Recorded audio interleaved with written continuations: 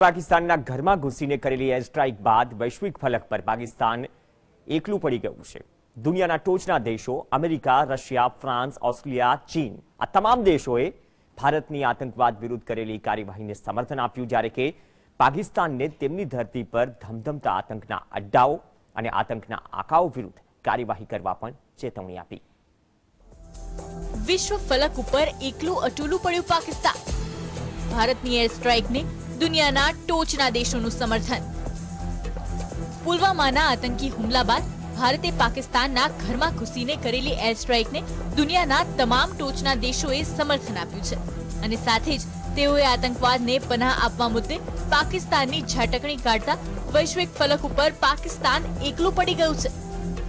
અમેરિકાના વિદેશ પ્રધાન માઇક પોમ્પિયોએ જણાવ્યું કે ભારતે આતંકવાદ વિરોધી અભિયાન અંતર્ગત 26 ફેબ્રુઆરીએ જે કાર્યવાહી કરી છે તેના પછી મેં ભારતીય વિદેશ પ્રધાન સુષ્મા સ્વરાજ સાથે વાત કરી।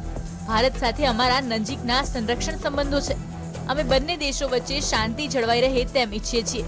મેં પાકિસ્તાનના વિદેશ પ્રધાન શાહ મહમૂદ કુરેશી સાથે પણ વાત કરી છે।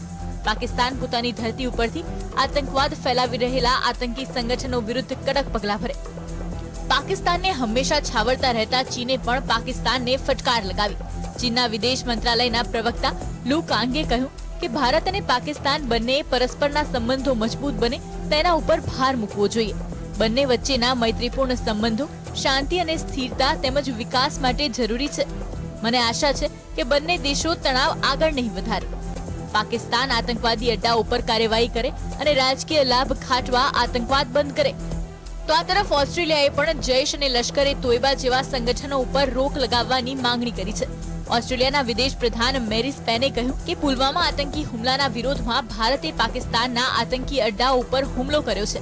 પાકિસ્તાને જૈશ એ મોહમ્મદ જેવા સંગઠનો વિરુદ્ધ શક્ય તમામ પગલાઓ ભરવા જોઈએ તેમજ પાકિસ્તાન આતંકી સંગઠનોને કાનૂની રક્ષણ આપવાનું બંધ કરે અને તેમને પોતાની ધરતીનો ઉપયોગ ન કરવા દે। તો ફ્રાન્સના વિદેશ મંત્રાલયે કહ્યું છે કે આતંકવાદની વિરુદ્ધની લડાઈમાં ફ્રાન્સ ભારતની સાથે ઊભું છે, પછી તે લડાઈ ગમે તે સ્વરૂપમાં હોય। આતંકવાદીઓ ઉપર કાર્યવાહી થવી જોઈએ અને તેનો આર્થિક સહયોગ કરનારા લોકોના મૂળ જ કાપી નાખવા જોઈએ। સરહદ પાર આતંકવાદનો સામનો કરવા માટે ભારતે જે કાર્યવાહી કરી છે તેનો તેને અધિકાર છે। તો બીજી તરફ યુનાઇટેડ નેશન્સના મહાસચિવ ઓન્ટોનિયો ગુટેરેસે કહ્યું કે ભારત અને પાકિસ્તાનના વચ્ચે તણાવ વધી રહ્યો છે। આવી સ્થિતિમાં બંને દેશોએ સંયમ રાખવો જોઈએ। યુએન સમગ્ર પરિસ્થિતિ ઉપર ધ્યાન કરી રહ્યું છે।